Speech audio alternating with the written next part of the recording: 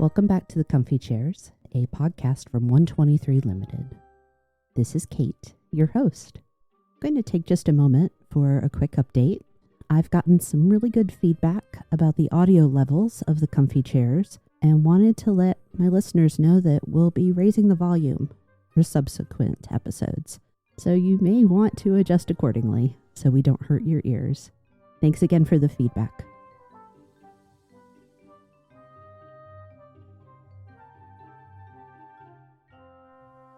If anybody has ever called you an overthinker, how would you feel if they called you a deep thinker instead, or a strategic thinker?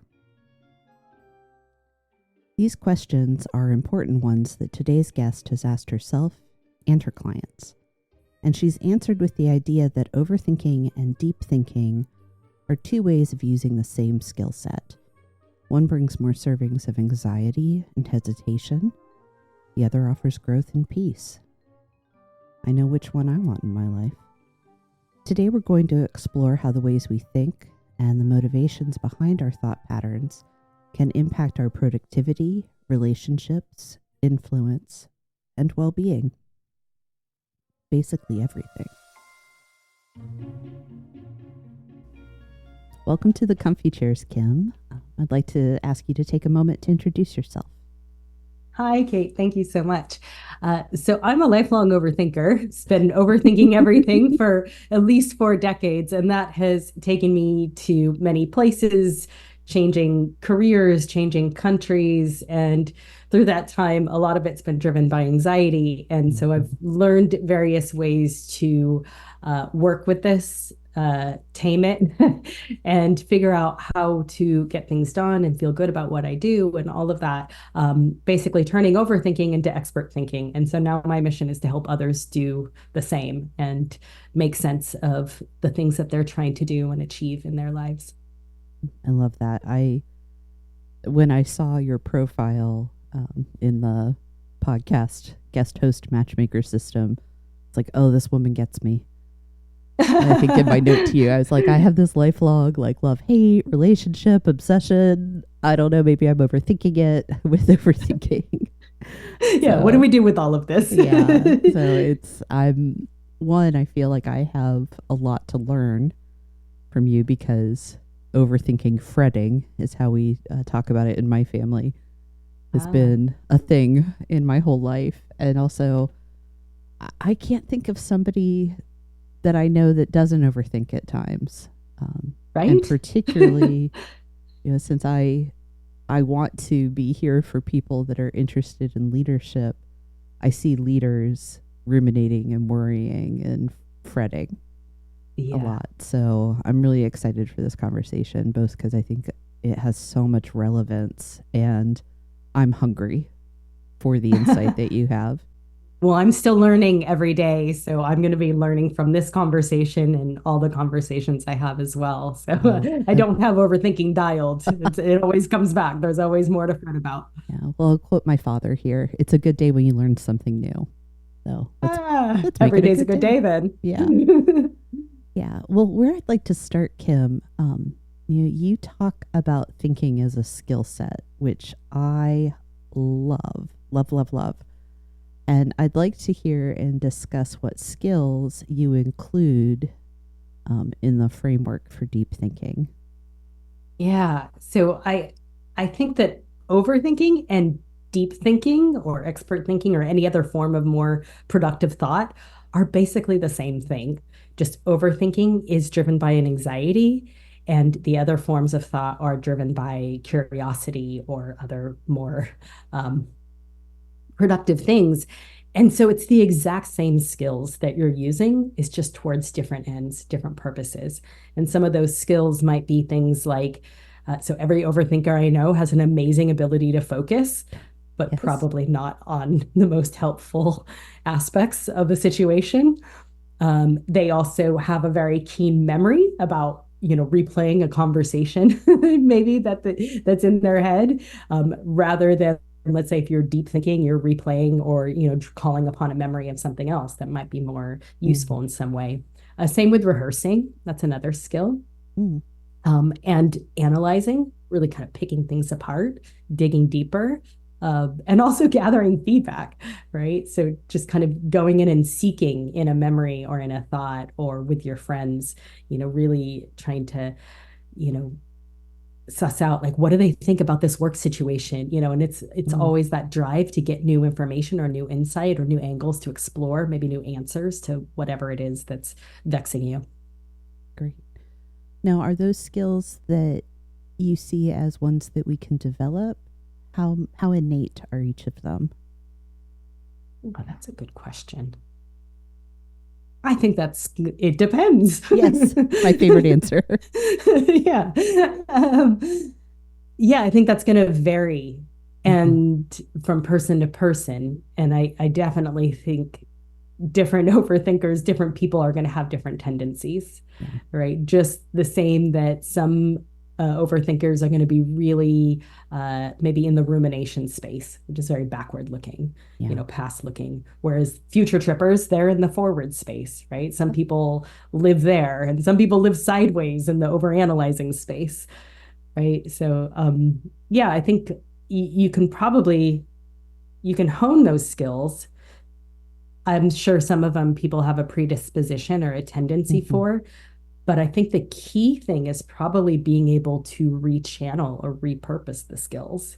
Yes. So use them towards better ends. So Yeah. instead of focusing on a past interaction that you really can't do anything about, learning how to put that focus on maybe what you can do to move forward or to let it go or to um, ensure future interactions are more of the type of things that you want. Yeah. I would tend to agree with you that I think these are definitely learned and learnable skills. You may have a predisposition toward one way, a set of thought patterns, but from infancy, we observe how people around us are thinking and navigating things. And there are chances are that there were either explicit or implicit rewards throughout time that for those of us that overthink, we we kind of got rewarded for. We were incented, like, oh, I got a great grade on this Mm-hmm. test because I was so analytical, or Right. I ruminated so much on the mistakes I made last time that I avoided them this time. So Mm-hmm. I get the prize, I get the treat as a result of it, and that's probably and I'm this is sort of where in terms of how you coach, how do we unwind whatever sort of benefit we see and we experience as overthinkers, the pain and the pleasure, if you will, how do we unwind those two things so that we can apply the skills more effectively? Yeah. And unwind, it makes me think of like unpack or make Mm-hmm. sense of. So Yeah. it's like, how do we almost separate these things and understand? I guess there's an underlying question there. It's like, what is really going on here? Yeah. What is this about? Yeah. Why am I ruminating? Why am I overthinking this? There's Mm-hmm. probably an answer. There's probably, um, let me put it a different way. There's probably something that you're seeking. Yeah. Yeah. You're searching in the data, you're Yeah. searching in the memory, you're trying to rewrite it. There's something that you're processing or working through. And that can be very, like you said, like pleasurable because it's almost like digging at something, or Yes. picking. And that Yeah. can be very gratifying. Well, and I don't know about you. For myself, I when I am problem solving, like internally problem solving, I actually try to avoid why, because if there's a behavior that I'm addressing, it's not that the why isn't important, but what I've learned is if I ask myself why, that's where I get into my thought loop, Mm. because I may not be able to find the actual answer for why I am a way that I am, right? So it's instead, what am I doing? What is what are the circumstances around me that can contribute to that? And then what am I going to do different going forward? And that tends to, for me, this is very much my personal experience when, say, I'm trying to change a behavior. If I ask, why am I like this? All I'm going to do is ruminate and overanalyze. If I ask, what is it that I'm doing and what am I going to change? It puts me into a place of action. And I get the sense that as a coach, that's what you're trying to help people do. Is that accurate? And if it is, I would love to hear about some of the recommendations, the tools, how you help people identify and then rechannel. I love the word that you used. Yeah. Yeah, redirecting the flow of energy, right? And applying those skills to better endeavors. Yeah, let's I love what you said. Let's unwind some of it. And because I think there was a lot of great little stopping points along this neat little journey. Um, you asked that question of like, is it accurate? And as a coach, my ears always perk up. And then I always want to just flip that question around and ask, is it accurate to you? Does that make sense for you? Yeah. Yeah. Yeah. And yes, it does. Yeah. Because that's always the thing that matters. And it's so contextual. So it sounds like for you,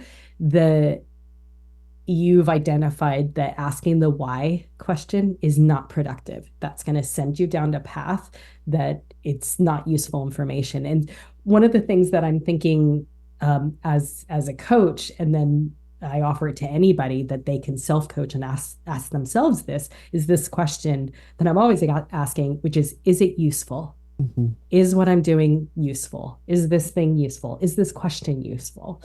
And for you, it sounds like the why question is not useful. It's not going to be helpful for you to know the root causes or sources.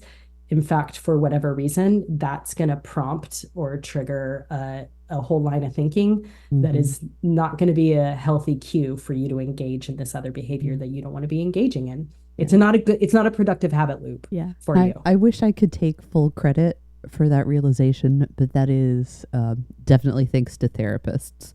So hats off to the people that guided me to that understanding. I do think you can take full credit though for it because you did the work. You internalized it and you made it make sense for yourself. So the question that you ask all the time, is it useful? Talk to me about why that works, because I see it as being wildly effective. That makes me curious again, because there's something about your intuition that's going, yeah, that lands. Before I answer, do you have a better sense or a hunch or kind of why that's useful? Well, I think let's start there. That's always the position. Here's what I think, Kim, that because overthinkers are typically trying to problem solve, to make improvements, to better things, that the question of is it useful is going to sort of directly hit at this may not be the best way to talk about it, but the cost benefit analysis of, right. Yeah. If I'm taking all this energy, all this time to worry out a problem or a concern, for some reason I've decided that that's a good use of my time and energy. Whether that's through mental gymnastics or, again, there's been some sort of intrinsic or extrinsic reward in the past for it. But by breaking the thought pattern with a question, which we know can always be effective because it engages our prefrontal cortex in a different way, but by asking, is it useful, it makes that overthinker, in this case, I will say it's me rather than them, it makes me stop and understand, like, am I really going to get what I want by thinking this way, or even thinking at all? Yeah. And it's also, it's a beautiful, because it's closed-ended. It's, well, no. Okay. I should probably stop then. If the answer is yes, well then, okay, I'm on the right path. And as long as I'm not, again, doing mental gymnastics and kind of lying to myself about it, it's a really clear yes, no. Yeah. I love this, and it's that's such a great explanation of that. I hadn't thought about it that way before, or I haven't even thought about this question that deeply before. So this is fantastic. Um, but you're right. It's a great example of how a closed question can be useful, can be good, because we're always, as coaches, you're always told that, like in your training or and in many other talk modalities and mediums, it's like, oh, always ask open-ended questions, but that's not always the case, and sometimes a little pattern interrupt, something that just makes us stop and recheck the map, check the time, where it's just, it's like a little sense check with yourself that goes, wait a minute, and you step back and you create just a little bit of distance to be able to look at it and go, what am I doing here? Yeah. is this, is it useful? And like you said, I love that. The answer is either yes or no. Yeah. And you pretty much know, because you're taking all of that. You're already in the place of focus. You're already in the place of analysis and digging. And then you just momentarily step back and redirect all of that thinking to whether you're going to get, like what you said, am I going to get what I want? Yeah. Which just shows the desire that we have, the tenacity that we have when we're in that space of like, we really do want something. We really do want the answer to solve this. And that gives us a way to step back and ask if we're on the right path. Well, I think it's also a doorway to asking, well, what exactly is it that I want? Yeah. In my experience, both personal and in talking with other people, that rumination or future tripping or over-analysis, it's not always focused on something. That's when it's overthinking as opposed to deep thinking, because it's just worrying over the same thing, whether it's, oh, this embarrassing, awkward moment I had when I was 10, or something that I said in a meeting that my boss didn't respond the way I wanted them to. Well, what are you trying to get by thinking about that? And breaking the cycle, hitting pause with a yes, no question, because it cuts you off, in some ways literally, then you can start thinking, well, if it's not useful, what would be? Yeah. So it opens up possibilities. Yeah. And you also brought up something there that I think highlights a difference between overthinking and deep thinking. And overthinking is busy, but it's not productive. Yeah. And we, in so many ways and areas of our life, we conflate those two. And it gives us a chance to, questioning what we're doing gives us a chance to notice, oh, we're just being busy. Busy brained. We do love busy productive. Though, right? That's interesting, Kim. I think that might be part of the big overarching problem of why so many of us get trapped overthinking, because it is busy, and busyness is highly valued, at least in Western culture. So if I'm always frenzied and occupied, I must be important. Yeah, it feels productive, but there's no output that's helping you move forward. Exactly. And if anything, it's holding you backward, because busyness just drains your energy. Right.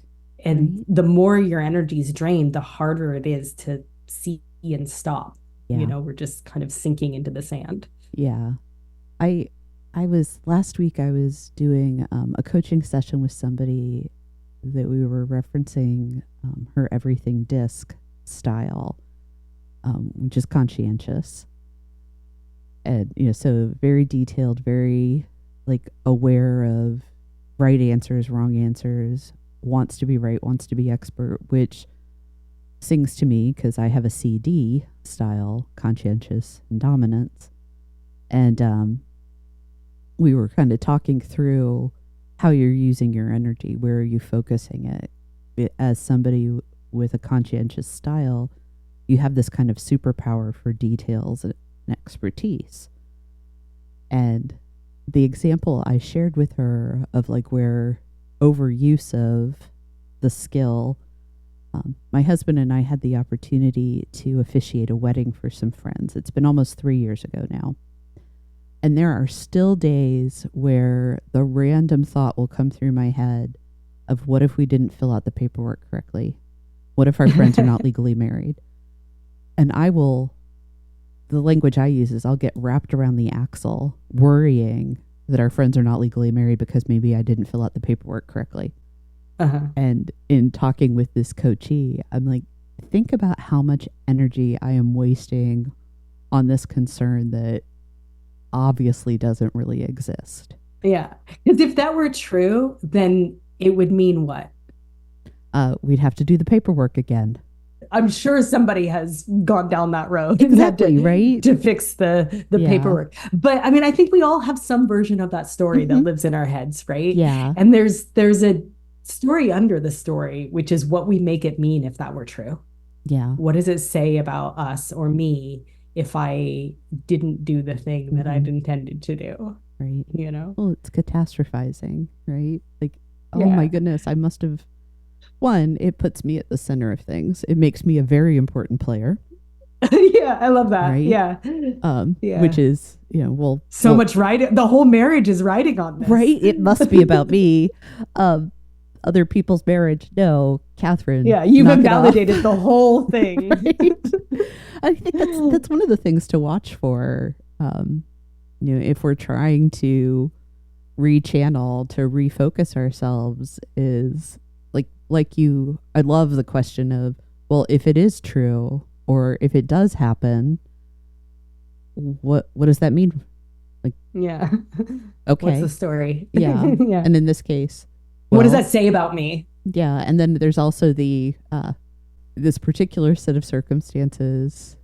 Am I really that important? Said with love, Yeah. obviously, but Or yeah. am I defined by this? Like, Yes. if that's true, and it says this thing about me that I'm this horrible officiator, and that means that I'm not qualified to do anything. I don't know. I'm just making things up. Exactly. Then, yeah, what is, why does that get to define the whole rest of my future, Mhm. my present and my future? Yeah.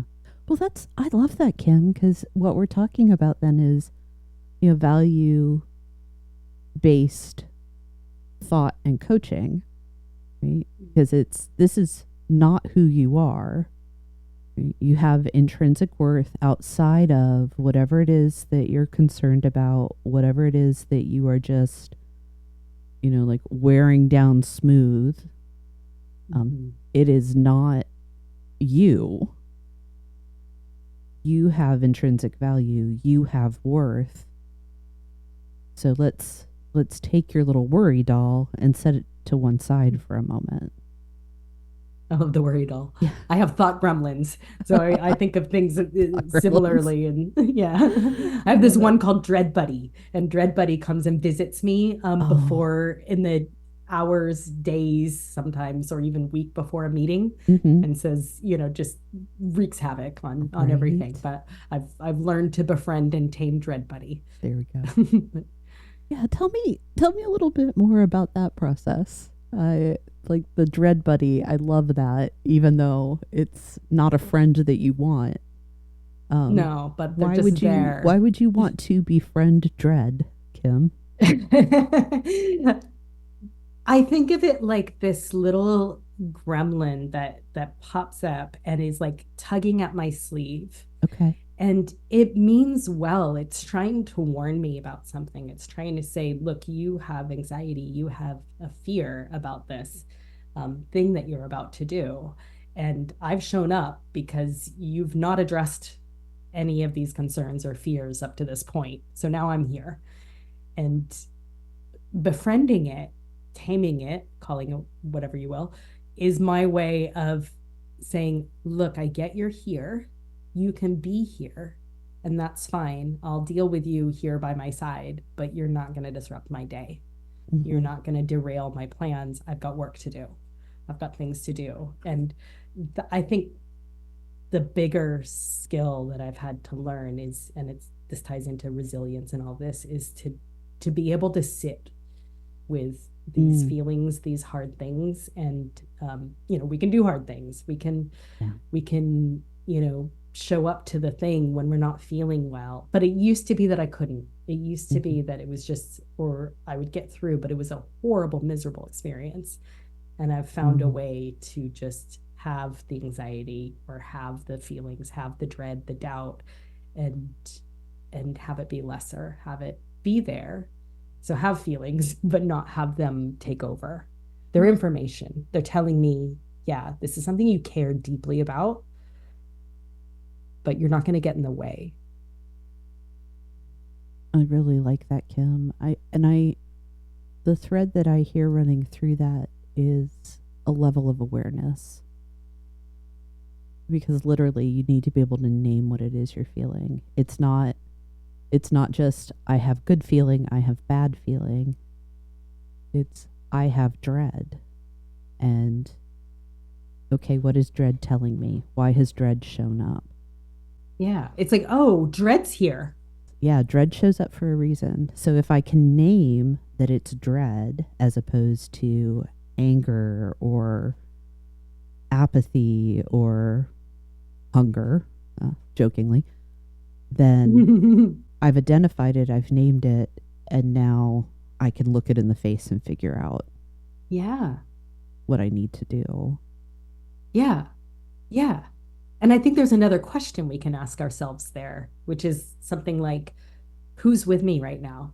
Like who's here in the mix of Okay. all of my kind of voices, people who, live Yeah. rent free in my head and the little thought gremlins, like who's shown up today in this moment? Yeah. Who's with me? And sometimes my brain's really quiet and it's just me and flow and there's nobody here. And sometimes it's like I've got this little dread buddy companion today, Yeah. where it just, maybe I'm feeling not great and vulnerable and a little bit raw for whatever reason. I didn't sleep enough. And so Mm. there's just this like kind of tired little child worry doll with me today, Yeah.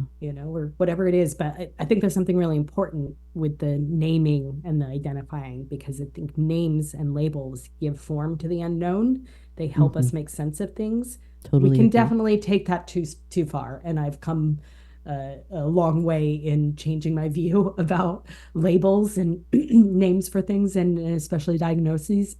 Mm. Um, it's Yeah. it's on my list of like things I've changed my mind about in this past year. So it's kind of holding two thoughts of like, yes, yay labels, but not so much. So there's that. And Yes. then I like that a lot, actually. yeah, because there's a point where, again, is it useful? Where they just don't become very helpful. They become Hmm. more like badges, or Yeah. they become these group identity markers that then substitute and front for us Yeah. in a way that becomes maybe too centered and too much, in a way that's just not maybe as helpful. So yeah, it's again, that goes back to awareness. And I did not used to have awareness.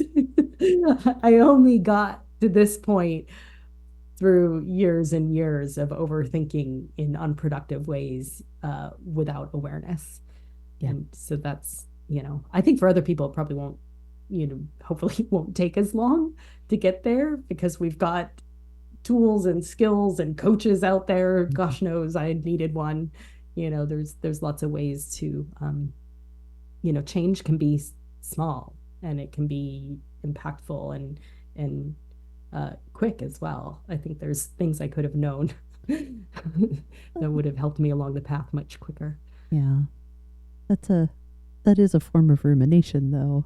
I would Yeah, I I just went would on one, venture didn't to I? guess. Well, it's going to take what it's going to take, Yeah. right?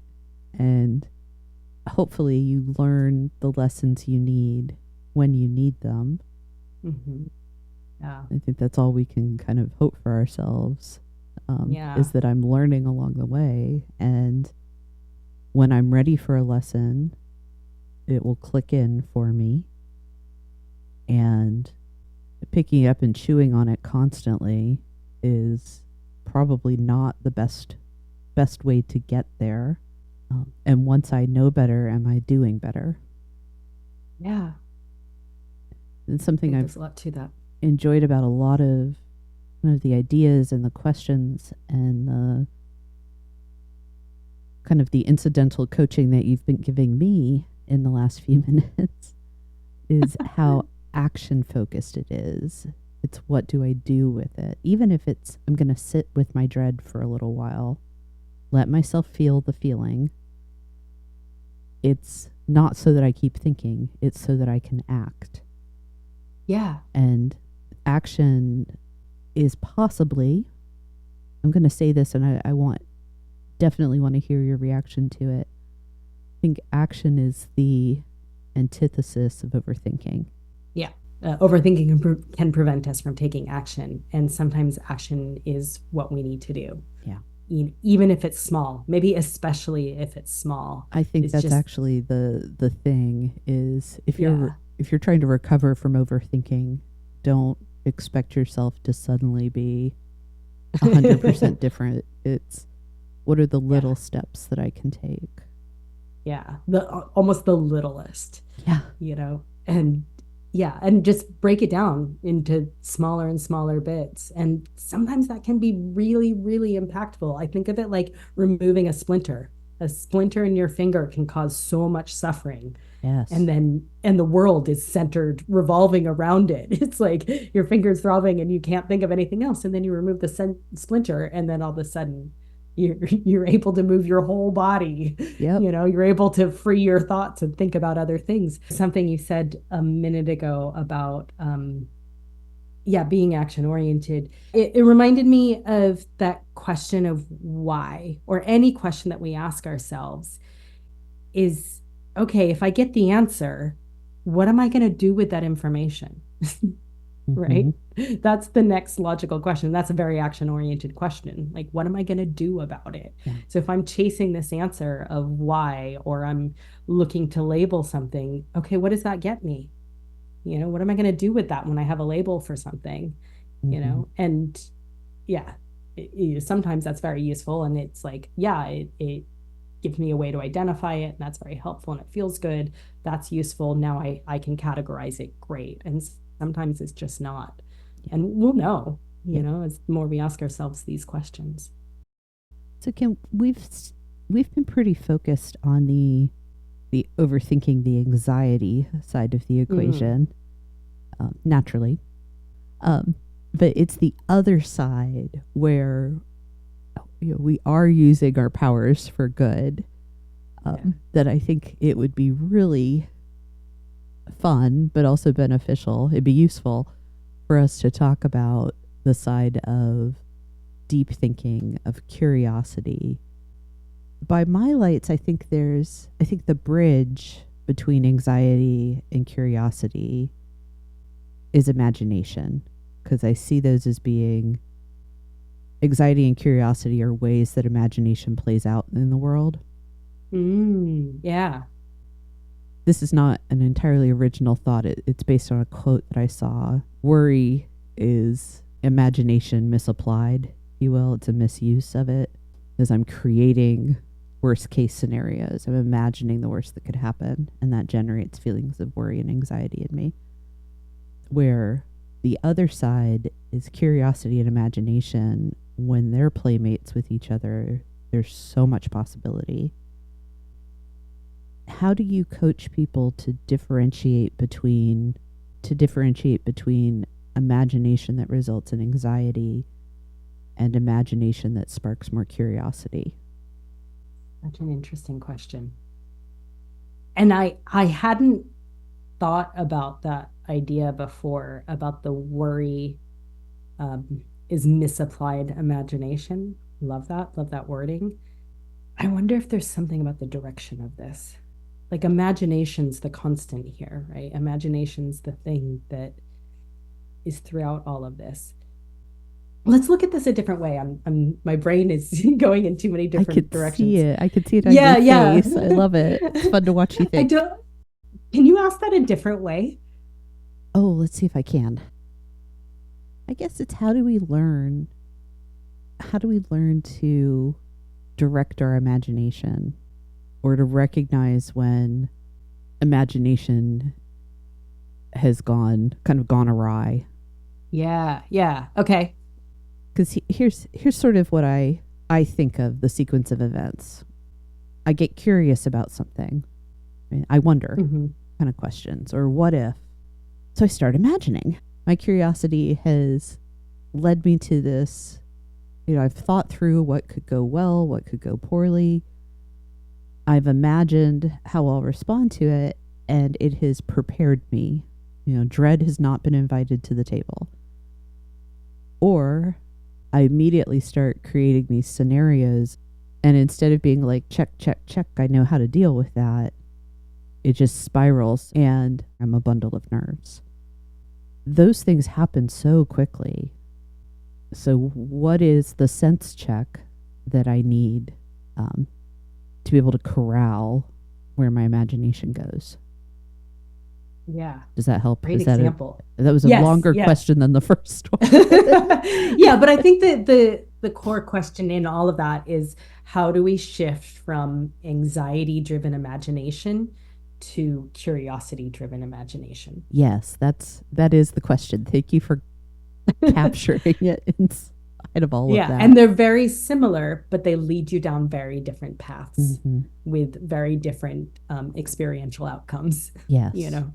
So you show up to the podcast differently if you follow that thread of the anxiety-driven imagination versus the curiosity one. And sometimes that's useful. Sometimes we need to do a little bit of risk assessment and figure out, what, how to prevent some issues and then soothe ourselves. But there's a point where it's enough. Mm-hmm. And I think in any of those cases, because there's a sub question in there of like, how do we do the pattern interrupt? How do we notice that this is happening and stop it, or figure out what to do about it? Right. So, because the answer might not actually be to stop it. It might be like, oh, let me do some disaster preparedness, Right. That would soothe myself. I've been meaning to buy a backup mic anyway, or, whatever it is. That comes with noticing. So that's always going to be the first thing. But that noticing, it follows a kind of general pattern. First, the noticing is going to happen after the whole thing. And, after the event has happened, and we look back on it and we go, oh, I see what happened there. Mm-hmm. I see how this led to that, and that's how I ended up being a bundle of nerves when I started the podcast, that sort of thing. But over time, more of that noticing will then shift to in the moment. I can see that I'm here. I'm a bundle of nerves. This is why. But then more of that, and we might notice and not be able to prevent it. We just see what's happening. And then with more noticing and more practice, we can see it before it happens. I've not slept well, and I can see that I've not addressed these concerns that I have. If I don't do something early on, I'm going to end up a bundle of nerves before I start, that sort of thing. But there's also, so that's like the kind of longer term view of how to do that. But there's little things I bet that we can do to just, I guess, sense check in the moment, to just give ourselves, and we just need to, it's just a small thing. It's just giving ourselves a minute, a pause. Is this useful? Or is this enough? Or something that gives us a little minute to step out of our, not even a minute, a second, to step out of our heads and look back.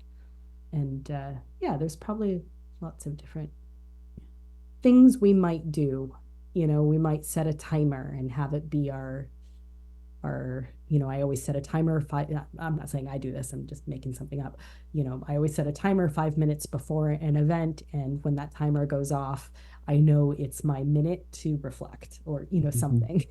Or building little practices, I guess, that do the pattern interrupt. And the more that becomes just a routinized habit, I bet that can help interrupt some things. And give yourself that space to just think and step back for a moment. So that's one thought. I'm sure you have some thoughts or ideas, maybe. Well, I do. What do you think? And what I keep hearing us come back to is that the remedy is action. And it doesn't mean that you are acting, but is Is what I'm thinking about, what I'm imagining, does it lead from, does it follow a path that leads to action? Or Mhm. does it follow a path that leads to concern, shame, dis-ease, bad feelings? I've imagined failure. And if it follows a path to action, like I'm going to be able to have another podcast episode Mm. just to, wear that example out, that if it leads to action, chances are I'm on the side of curiosity and growth mindset. If it leads to stasis, failure, what have you, chances are I'm on the side of anxiety. And to flip over is, well, if A, B, and C happen, it's the disaster preparedness. Okay, if these things are going to happen, what do I do to prevent them? What action do I take? That's what I think, again, the remedy is for it, is how do I act based on this? The concern I have, the scenario that I've imagined, or the bad feeling that's been generated, or even the good feeling that's been generated Yeah. because I've imagined, you know, profit and glory. Okay, well, what am I going to do then to get to that? Yeah. So it's knowing the outcome you want. Yeah. Like, what's the outcome you want? I want profit and glory. Okay. Am I on that path? Mm-hmm. And sometimes the thing that needs to change is just tweaking a thought, just improving it a little bit better so that it leads to a slightly better feeling. It prompts a slightly better action, and then you get a slightly better outcome. And that can be the difference than than yeah, just staying on the thought. Like the negative thoughts or the unhelpful thoughts we have, they can be such um like worn grooves that it's Yes. so much easier to Oh, they're go down so them. comfortable, right? Like Yeah, yeah. they're like the broken in shoes, or that Yeah. warm, fuzzy, falling apart sweater. They're old Yeah. friends a lot of times, and breaking up with them can be really hard. Yeah. Or sometimes they're not even that comfortable, but they're just so familiar and there's Yes. comfort in that. And Yeah. yeah, but imagine if we could get so good at discomfort that it doesn't bother us. Like Uh-huh. we're never gonna love discomfort, but it'd be like, yeah, it's fine. I can be Yeah. a little bit uncomfortable. That's fine. Well, we're talking In about whatever ways. developing a skill set, and Mm. there is a reason that we so often equate developing skills to like exercise and training, that you're building muscle, and Mm. there's going to be some discomfort, but it will be stronger at the end. You will be stronger at the end. Yeah. But Kim, we've tossed around some types of overthinking, the names that they're called. It is probably a good idea for us to pause in the flow of this conversation and really like name them. Rumination, future tripping, over Analyzing. analyzing are three that come to mind. Um, one, can you walk us through those? And then two, if there are any that I've missed, would you add? Yeah, yeah. So I think of that as like backwards, forwards, and sideways. Okay. So the backwards looking is the rumination, and that's the kind of circular thinking, the persistent thought loops. That's the replaying of something that happened where you're Mm-hmm. just seeking to get some new information or trying to make sense of something that was in the past, Yeah. right? And we can really overthink that. We can get stuck in that type of thinking. And then the future tripping is the basically the opposite of that, where we're thinking about, all the possible outcomes of what could happen in the future. So it's very forward looking. And that's, imagining, the worst, or even it can even be like worrying and wanting the best, and just fixating on that. It's that form of fixated thought, positive or negative, but just ultimately not helpful, not productive. And then the sideways one, maybe sideways. I don't know if that's the best way to look at it, but it's neither forward or backward, and that's the overanalyzing, and that's just going deep on a topic. Yeah. Really kind of sitting with something, sitting in something, stewing in it, picking it apart, replaying it in some way. It might not necessarily be a past or a future event. As you were talking, I was thinking about one, some word meanings and some kind of cliches that have developed around each of those.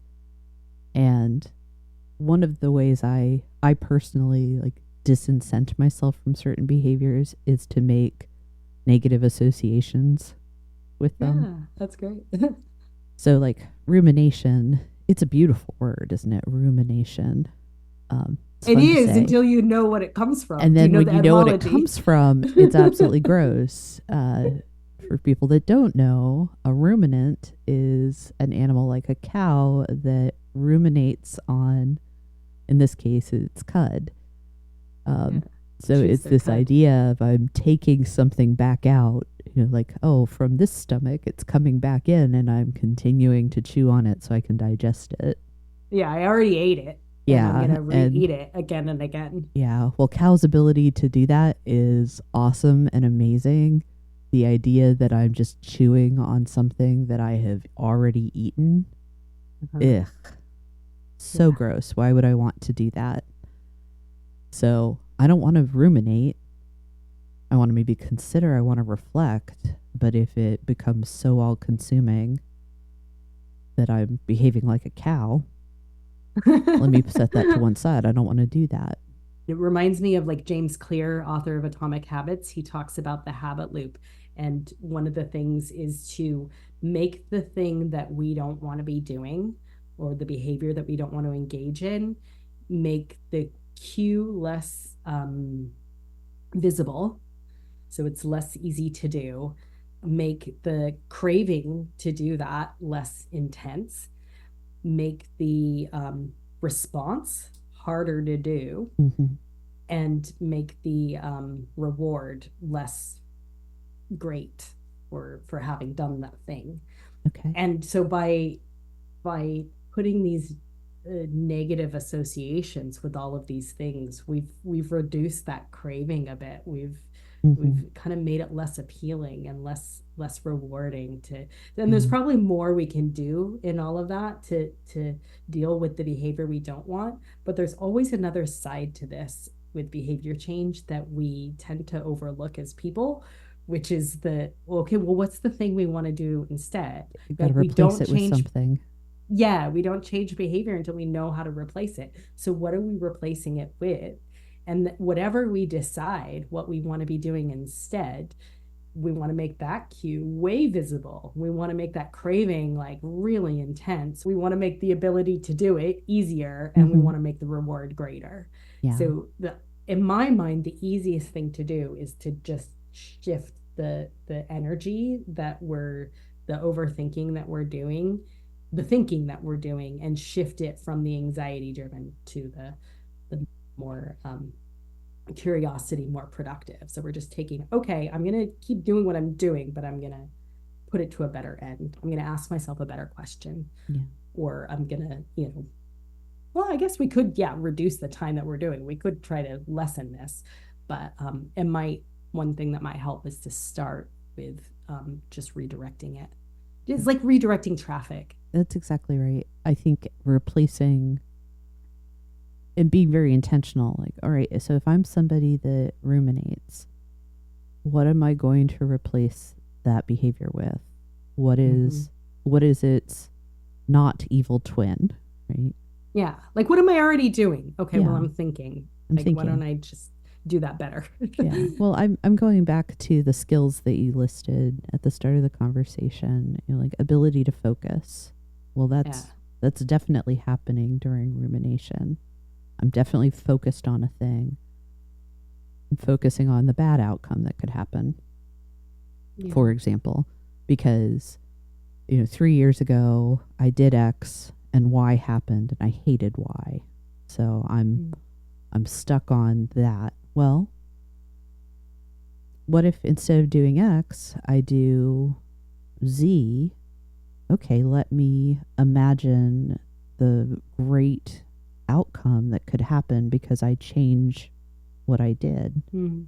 So Yeah. I focus instead of focusing on the bad outcome that I'm trying to avoid, I focus on imagining and daydreaming, if you will, about, or just dreaming about what could be possible Right. if I follow a different, set of steps or Right. Like instructions. if I'm skiing down a hill and I'm worrying about all the trees that I might hit, if I only focus on the trees, I'm gonna hit a tree. Mm-hmm. You know? Yeah. So it's like let's shift, like be aware of the trees. You know, we don't want to just bomb down the hill with our eyes closed, but also, yeah, shift some of that focus. Mm-hmm. Or if it's something in the past, it's like I could focus on how it felt and, the overthinking loops. But what if I shifted that focus just a little bit to focus on, okay, what are the things I learned from that? What are the Yes. things that I don't want to do again? What do I know now? What if I focus on what I see now that I didn't before? Mm-hmm. That sort of thing. We sort of touched on this a little bit, I think, earlier, but I want to ask it clearly still. And it's, do you think there's any value in this conversation about talking about nature versus nurture?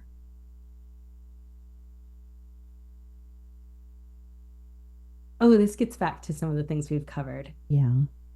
There might be. It depends. Yes, it does let's go depend. back It to always let's depends. go back to that chestnut. But again, it's like, okay, is it useful to understand the reasons why? Is it better to? Is it going to be useful to understand if what's happening here is because of the way I was raised or this predisposition, this way of being that I inherited from my parents or learned from people? Like, what am I going to do with that information? What are you going to do with that information? Mm-hmm. Is that going to help you, or is that just kind of figuring out sources? Yeah.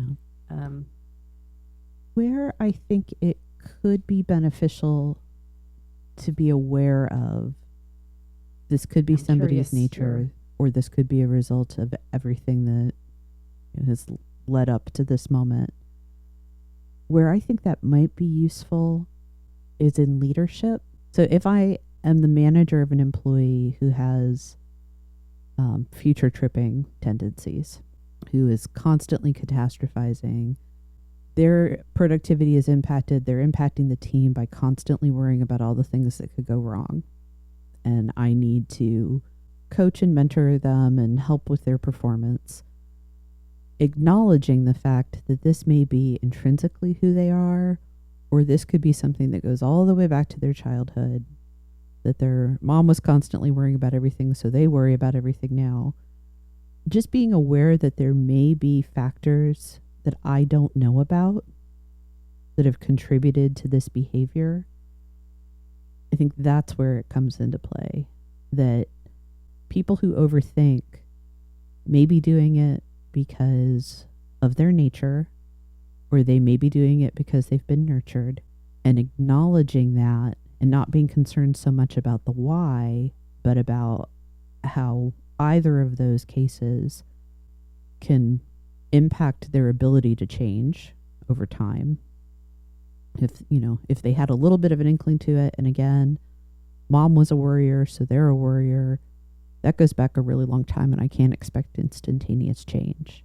We don't have to talk about your family dynamics and the way your mom behaved when you were a child here at the workplace, but I need to understand as a leader that there's more than I see, and that I need to bring that understanding, that recognition, and that compassion for all the factors that could be playing into my employees' behavior that needs addressed. what I'm hearing there, and I think this is a really good point, is like, what do I need to know to be sensitive Mm-hmm. and accommodating to people's needs, Yeah. right? And that doesn't require that I have all the information or that I become an expert, or certainly not become an expert in diagnosing or determining Exactly. sources. But, how much is enough? Because I think there's this other question here of like, what's happening now? What's in the room now? Does Yes. it matter really if it's a stemming from their childhood, or if it's a deep-seated issue? I don't know. It's, what's here now, Yeah. and let's I deal with that. I agree. I agree. I think the nature versus nurture is academically a really interesting conversation. Yeah. Practically, though, particularly in the workplace, it doesn't matter. You've got to address the behavior that's happening. You need to do it with compassion. We've talked on the podcast before about trauma informed workplace practices. We've talked about, um, work as a sacred kind of spiritual act, and that we need to be aware of and honoring people's inner lives. So, just that consistently pulling through a empathetic, compassionate, and loving style of leadership. That's what matters, is what's happening now. What are the behaviors I need to address? And am I looking at this employee not as a problem, but as a whole person? Yeah. Yeah, I think that's key. And that doesn't require us to be experts. That Yes, allows us to be flexible. That exactly. allows us to be present and there, and doesn't put an undue burden on it. And Mm-hmm. I think your point about that being a useful or interesting or valuable question in an academic sense. So like maybe in another setting, it's Mm-hmm. really interesting and helpful to know, what these sources are. And, and then those people can do some really neat Mm-hmm. actions with those things. But Yeah. what do we need to know, what's enough as a leader in the space to be able to work through what's happening right now with my team in this dynamic and on. I like that as a kind of not a full stop necessarily, but as a way for us to start closing up the conversation. That you can spend a lot of time thinking about the issues, the practices, the behaviors that go into overthinking. And at the end of the day, what matters is what's in the room right now. Yeah, it's like what's happening now, who's here with me now, all these, worry dolls and thought gremlins, Mm-hmm. what's showing up, and how is that hindering or helping me? Yeah. um, yeah, and then we don't need to get credentials, we don't need to become experts, we just need to know ourselves. Mm-hmm. That's the work. It is the work. Yeah. It's some of the hardest work out there, isn't it? Yeah, it's lifelong learning. Oh, the best, the worst. Yeah. Yeah. It's a good day. We've learned something new. Yeah. Yeah, for sure. Yeah. Yeah, this has really opened my eyes to, and ears and brain to a lot of new threads of thought. Yeah. I do. I have a lot to That was a think. lot of mixed metaphors. It was. I love it. I love it. And I feel like I have a lot to think about now. And well, be careful. Don't overthink it, Kate. So, Kim, I would love to ask, since this is your space of expertise as a coach and consultant, what are some resources you would recommend? Well, I'm going to be a little bit biased here. And the first one I'd recommend is my newsletter, which is called Hold That Thought. And it's a Mm-hmm. weekly newsletter where I send out three things. It's a very short read, but it's three links to resources every week around a theme to help people turn overthinking into expert thinking. So there's usually like a book or an article or a tool or something that's Awesome. um, useful there. Uh, there's always the usual suspects of books and podcasts. Um, um, One that I read recently, though, that I really like that gets into a lot of this is Oliver Berkman's 4,000 Weeks. Um, and then a classic, James Clear's Atomic Habits, is a great one for thinking about habit loops. And we talked a little bit about that one earlier. I think outdoor spaces are underrated as a resource, as a tool that can help, and for a lot of reasons. But outdoor spaces facilitate walking, they facilitate talking, thinking space. There's so many resources out in the world. I think it's really about finding the channels that you enjoy and then doing the rest of the work, which is the thinking, the processing, the practicing, reflecting, and then writing, movement, and space are all good to help enable that. So writing is basically a form of clarifying thinking. And the more that you write in some way, it doesn't have to be prose, it doesn't have to be polished, it doesn't have to be shared or posted anywhere. It's just the process, the act of writing forces you to clarify your thought. If you're unclear about something, write about it. You'll get clearer. And then that practice over time, as you get better about writing out your thoughts, that will help improve your thinking as well, because you're developing that muscle that we were talking about before. I love that recommendation. I really do. I'm a proponent of Julia Cameron's morning pages practice. Yeah, it's and a lot of times it is just that. It's here's what I'm worried about today. Yeah. And, okay, I can move on now. I've put it on paper. Yeah. And I do morning paragraph. Okay. And if that, sometimes I even do morning sentence. Hey. I know that she suggests doing 3 full pages. I've never been able to do 3 full pages. What I like about the full pages is even if it's really just stream of consciousness, it's this commitment I've made to myself. Don't do it every day, but when I do, sometimes the 3 pages is just me writing the same couple of words over and over again. But I love that. It is a practice that helps with clearing. Yeah. Yeah. And I think the key for me that I heard in that is what you said about it's the commitment that I've made to myself. Yeah. So whatever that is for you out there listening, what's that thing that you want to commit to for yourself that's going to help you, and that could be anything. Well, I love yours. Like some days it's a morning sentence. The amount of self-knowledge and self-compassion and grace that's wrapped up in that is it's admirable. Amazing. It really is. I never thought of it that way, so thank you so much for that. You've just reframed that for me. I will make certain that there is a link to your newsletter. I know that you've got a subscription landing page, so people can check that out. It sounds wonderful. I will go subscribe myself. Yay. Right now. Is there anything else, Kim? Any closing thoughts? No, just this has been wonderful to think out loud with you, and has inspired so many new thoughts in my head, and I hope it does the same for all the leaders and thinkers out there. Same. It's been a pleasure. Thank you so much for your time and all of your insight.